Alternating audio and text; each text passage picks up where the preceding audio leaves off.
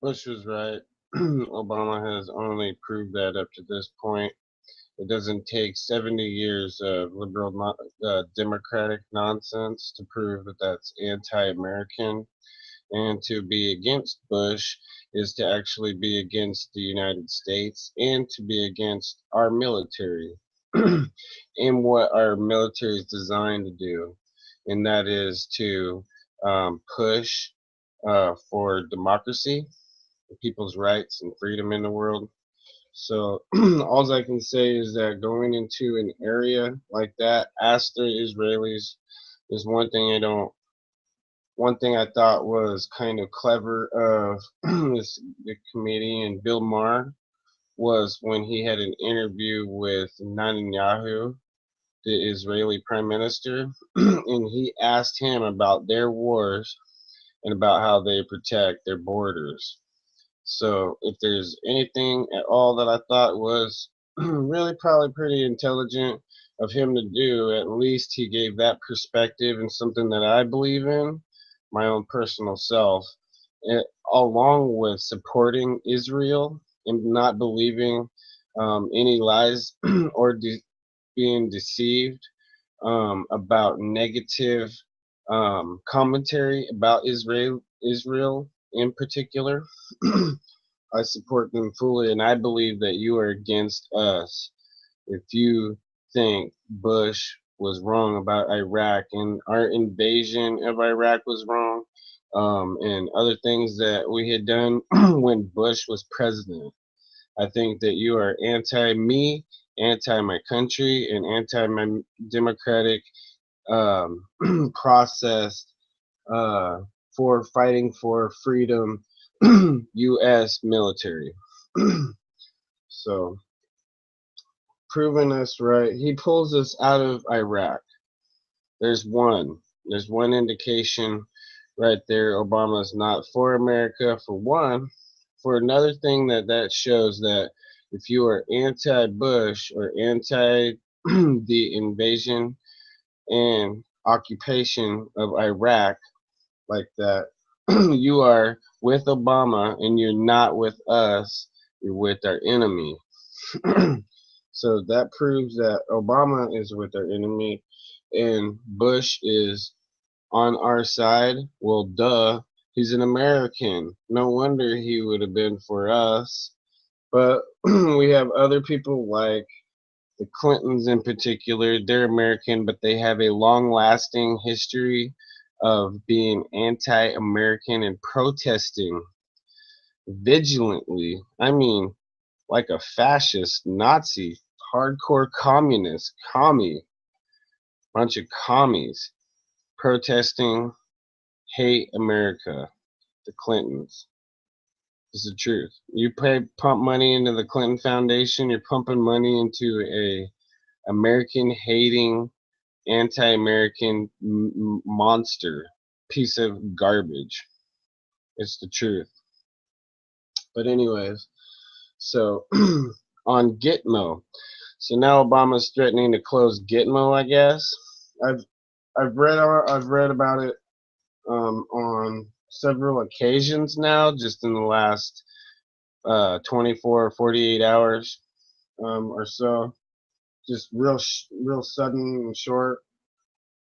So what his stance has been all along, if in case you guys haven't been following Obama, okay, and his policies, which I have tried not to, but I can't help it because you guys put him in charge of our country.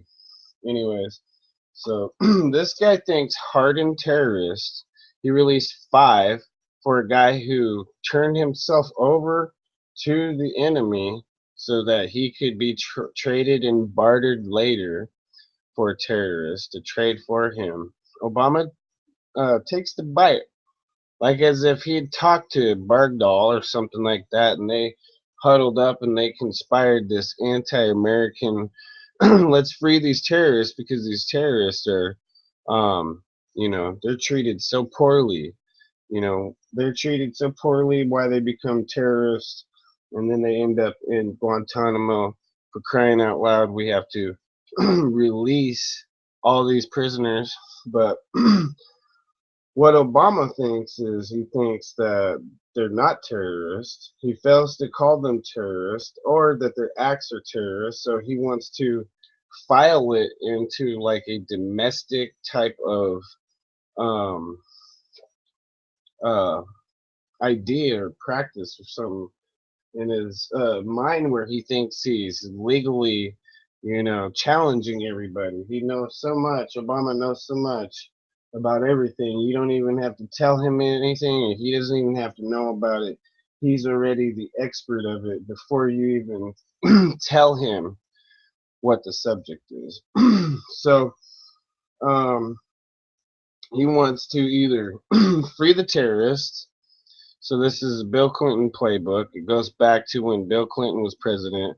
The first time the trade towers were bombed by terrorists. Bill Clinton released all of them and didn't trade anybody for them. He just made sure the terrorists went home and were freed. So and he has nothing to do with the 9/11 that happened 2001. And Bill Clinton, oh, no, he wasn't president for 8 years, and then Bush became president, and then had to figure out with a very hard way like that how screwed up Bill Clinton had actually made a mess of things. Remember, it's shocking, it's daunting to me, and make me think of like the USS Cole and stuff like that. The spine that is taken out of people like the Obamas or the Clintons or trying not to say liberal, I'm just gonna say Democrats have their spines literally removed at birth or something. They're spineless. They will not stand up to a terrorist. Black Hawk Down, some guy at Portland State University when I was a senator at UCC, right? Back in 2000, between 2000, I think 2001 and 2002, this guy at Portland State, and he said he was in the Army Reserve. I hope he was in the reserve, not active duty, but he said he was in the Army Reservist, and he was arguing with me that the first George Bush had actually caused the Black Hawk Down, and that the first World Trade Tower was attacked by him. When I pointed that out, the guy got irate with me and wanted to act like he was gonna box me in front of God and everybody right there in the middle of his hallway. And I was just like, do whatever, man. If you think, whatever you think, dude, whatever you think. Everybody can go look. They have a computer, especially if they're looking at this video and hearing what I'm saying, can go look on a search engine and see if what I'm saying is correct or not. So he wants to take this Obama guy wants to take hardened terrorists like the ones he released. Um, at least to three of them, probably maybe even all five, are out currently actively committing terrorist acts again. Out of the five that were just released for that Bergdahl guy. And he's put on trial for desertion and wants to blame his unit, his old troops that he was in the service with. When he abandoned his post, he wanted to blame them for it. So, anyway, so Obama wants to either free them like Bill Clinton did somehow. He'll work real hard to release them all if he can. Say, hey, maybe he could say there's no place we can put them. But he wants to give them our rights. He wants to give them civil rights, terrorists to terrorists. He wants to bring them in as domestically charge these people or something instead of by the military and train them by military procedure. So they bring them into civil court, right? Give these terrorists our rights. This is what Obama's doing, what he wants to do. He wants to give them our counsel, give them our judges, and give them our courts, and you name it, whatever they need. He's got where you stick the files and you're filing for the terrorists, and you're like, we got to make sure these terrorists are taken care of. That'd be what you'd hear if it was Bush acting like that. And would you ever hear the end of it? You wouldn't, because if you go back to 2008, whenever Obama was campaigning to become president, he was campaigning against Bush, even though Bush wasn't going to be president anymore. So all I can say is he really he did. He put up a number against America since he's been president. He's successfully taken shot after shot against our country.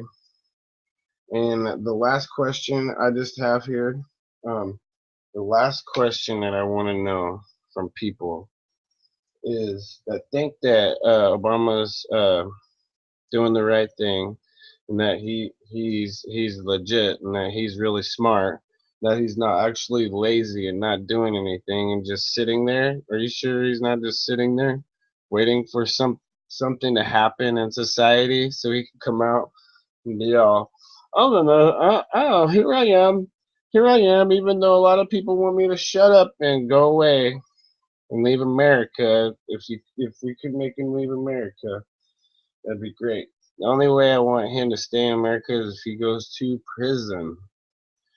I am a full supporter of Obama going to prison for stuff like trying to close Gitmo. Closing Gitmo was on his list, if people have been paying attention, from the very get-go, from the very beginning. It's not something new. It's something that he has been, it's been on his to-do list from the beginning. So my last question is Obama going to get us in a full-fledged war with Russia like that, and then leave us to have to fight a war the way that he left our country like that for the next president? That's my question.